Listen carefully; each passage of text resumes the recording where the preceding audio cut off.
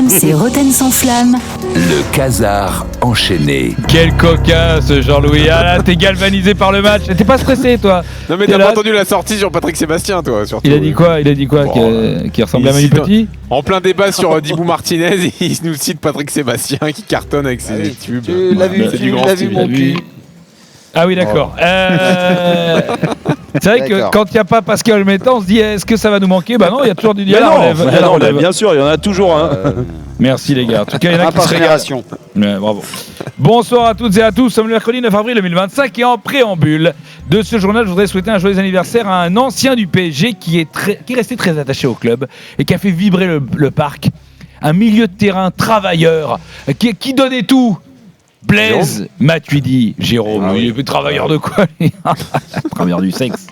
Non, mais ça suffit, toi. Mais ça non, mais suffit. arrêtez, c'est pas vrai en plus. Mais qu'est-ce que tu racontes? Blaise Matuidi, mais non, tu je retires confonds. ça tout de suite. Mais j'ai pas dit quel Jérôme, peut-être que. Ouais. Jérôme Alonso. Moi, je t'attaque en diffamation. Jérôme Alonso, c'est Jérôme Alonso. Aussi. Blaise Matuidi, qui est un peu la mascotte du PSG. Non, mais c'est vrai que c'est le mec que tout le monde aime, Blaise Matuidi. C'était le gars.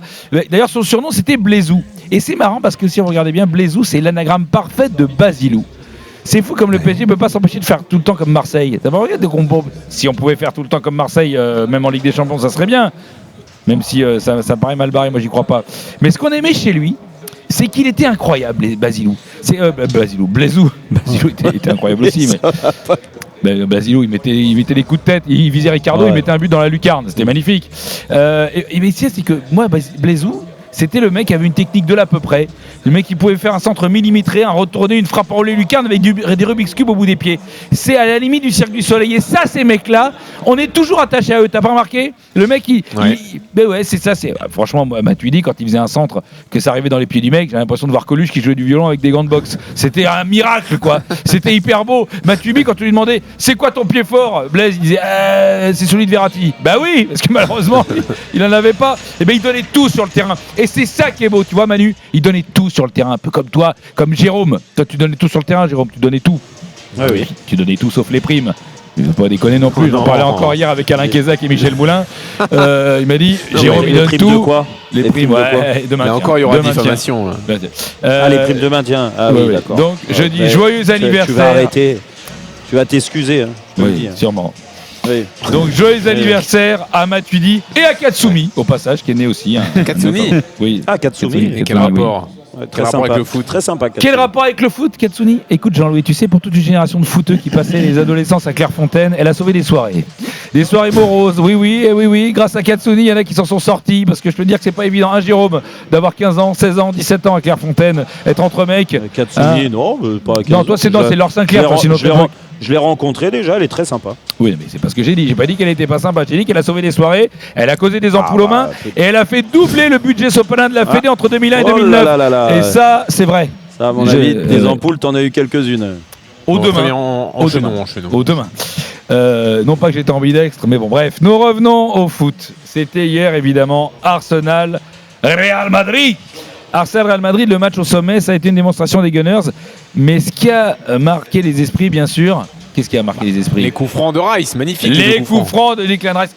Et en effet, ça a choqué tout le monde, surtout chez nos amis de l'After Foot. Vous connaissez l'After Foot TV qui maintenant 360 peut voir l'After Foot tous les jours, à toutes les heures, sans discontinuer. C'est génial, c'est la folie. Mais il y en a qui ne se remettent pas de ces coups francs de Declan Rice. Pardon, il va falloir que j'éclaircisse un énorme mystère. Oui. Pourquoi Declan Rice, donc c'est son premier coup franc. Je n'arrive pas à comprendre pourquoi. J'étais convaincu au moment où il a frappé. Je dis mais Declan Rice c'est un bon tireur de coup franc. J'étais persuadé qu'il en avait déjà marqué. J'avais cette idée en tête que Rice savait tirer les coups francs. Je sais pas d'où je tiens ça. Quand j'ai entendu la stat derrière, je dis mais t'as picolé ou quoi? Alors, en fait, Daniel, nous, on peut pas savoir ce qui se passe dans ta tête.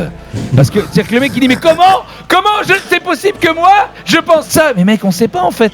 On ne sait pas, on n'est pas dans ta tronche. Alors, une fois qu'on a dit ça, Peut-être qu'il avait un coup franc qu'il avait oublié. Il voulait que quelqu'un lui rappelle ce coup franc, tu vois, un truc comme ça. D'accord, mais une fois qu'on a dit ça, on peut parler du match d'Arsenal. Julien Laurence arrive. Bien sûr. Bon. Est-ce que Julien peut m'aider? Est-ce que tu vois le début d'une trace possible de quoi que ce soit qui faisait que j'étais convaincu que Declan Rice tirait bien les coups francs alors que j'ai appris qu'il n'en avait jamais marqué. Pourquoi j'ai pensé ce truc-là? Et il tire très bien les corners aussi, donc il a cette habilité. Alors, si tu veux, c'est qu'à un moment donné, visiblement, personne ne peut l'aider. Là, il bloque. C'est quand le cerveau bloque et est en boucle. Vous avez vu Rain Man ? Vous voyez Dustin Hoffman ? Quand il dit c'est qui le mec en première base ? C'est qui le mec en première base ? On lui dit c'est qui ? C'est qui ? Le mec en première base. Donc là, tu te dis, le mec est parti. Est-ce qu'on peut le faire sortir de sa boucle temporelle ? Normalement, oui. C'est normal d'avoir la pression après une nouvelle émission, l'After TV, tout ça. Et puis j'ai aimé l'analyse de Julien. Il tire les corners.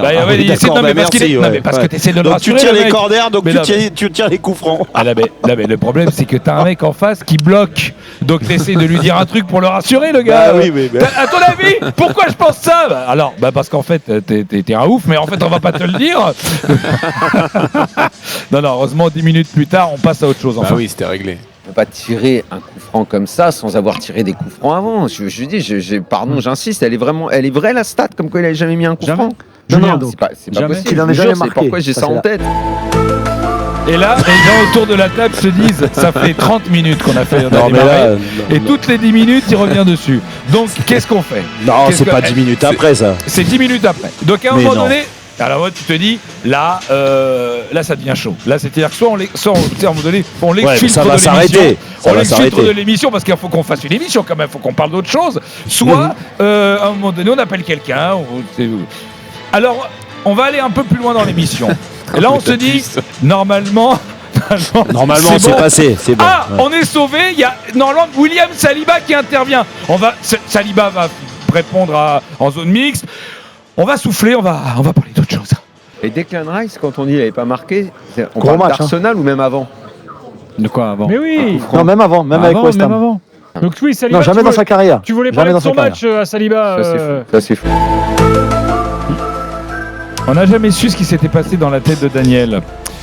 Visiblement, encore aujourd'hui, à l'heure qu'il est, il demande aux gens dans la rue, est-ce que vous avez déjà vu un coup franc réussi de Alors Daniel, écoute-moi bien, si tu m'écoutes Daniel, non, le ménager, il a jamais mis de coup franc, ni avec Arsenal, ni avec West Ham, ni en junior, ni en cadet, ni à l'école primaire, ni à la maternelle. Il a jamais marqué de coup franc, Daniel. Mais vous êtes sûr? Oui, on est sûr, Daniel. Ou alors on est tous fous, et c'est toi qui es dans le vrai. Comme Jean Edernalier dans les années 80 avec Mazarine Pinjot. T'es peut-être le seul à avoir la vérité. Peut-être que toi tu sais que Brigitte est un homme. Peut-être que toi tu sais toutes ces choses-là. Mais nous on sait pas. Nous, on les a jamais vus. C'est confronté Declan Rice. Peut-être qu'ils existent. Peut-être qu'en vrai il y a un gars qui va faire une enquête et qui va nous dire attention les gars, il existe ce coup franc, mais personne ne va en parler parce que ça dérange, parce qu'il y a des gens qui veulent nous cacher la vérité. Voilà, donc si vous avez vu, si vous connaissez quelqu'un qui a vu Declan Rice faire un coup franc, appelez-nous. Retrouvons un peu de calme et de sérénité avec un homme dont le cerveau est plein et normal et en bonne santé, Manu Petit. Pourquoi tu rigoles? Daniel, oui. J'attends, vas-y. Manu Hier soir, Petit, Vas-y, hier dis-moi. soir. Qu'est-ce qu'il a dit encore? Qu'est-ce Tu que j'ai sais, dit dans l'after, il y a les 3 points. Il y a les 3 points, donc premier point, victoire d'Arsenal. Deuxième point, défaite de Real. En général, c'est assez recherché. Troisième point, Mbappé n'a pas marqué. Et là, Manu dit, j'ai un quatrième point parce que je veux rendre hommage à Val Kilmer. Alors, Val Kilmer qui est mort il y a 8 jours. Non, il n'est jamais trop tard. Et je me suis repris derrière à sa famille. Attends, il n'est jamais trop tard pour rendre hommage à la manière de... Oh, le sniper. Tu peux me permettre un 4e point? Je présente mes condoléances à Val Kilmer. Enfin, surtout à sa famille. Non, mais merci Val Kilmer qui t'écoutait, parce que ça fait 8 jours. Alors, parce que Val Kilmer, mais Kilmer une bonne fois pour toutes, par contre, parce que si au bout de 8 jours il est encore là pour recevoir les condoléances. Et qui repose en paix, tu vois. Ouais, là, c'est. Oui. Ouais. Parce qu'en fait, Manu, tu lui rendais hommage après les 3 points d'Arsenal, parce qu'il y a une logique, parce qu'il était supporter de. Il était supporter de quoi, du coup, Val Kilmer, pourquoi t'en parles? Parce que Daniel, à chaque fois, il me dit que je suis sosie de Val Kilmer, donc voilà. C'est important. Bien sûr. Alors, il a même des problèmes de tu vois. Attends, j'essaie de te regarder. Ah, peut-être que sur la fin. Oui, sur la fin. Si. Après une trachéotomie. Le pauvre. Aujourd'hui est un jour particulier. Aujourd'hui est un jour particulier parce qu'un club français va quand même peut-être jouer sa saison sur un match. Peut-être c'est sur une double concentration confrontation parce que je suis un petit peu ému parce que les résultats en Ligue 1 c'est bien, la coupe c'est bien joli, mais ce soir c'est là que ça se joue. Du résultat de ce soir va dépendre toute la saison réussi ou raté de l'Olympique de Marseille. Non mais j'espère que vous en êtes conscients quand même. Parce que si Aston Villa fait le job, l'OM pourra enfin enchaîner, et là attendez, écoutez, c'est incroyable, un 12e titre d'affilée de Dans ton cul Paris, on est à jamais les premiers, qui est un titre qu'il gagne tous les ans depuis 12 ans. Et je sais comme chaque année les banderoles, alors là elles sont prêtes. Mais il faut faire attention, faut pas faire le match avant le match.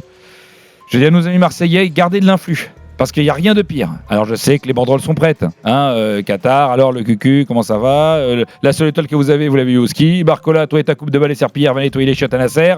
Dembélé, t'es bon qu'à fourrer l'équipe à Jambière en finale de coupe. Mais attention de ne pas sortir les banderoles trop tôt.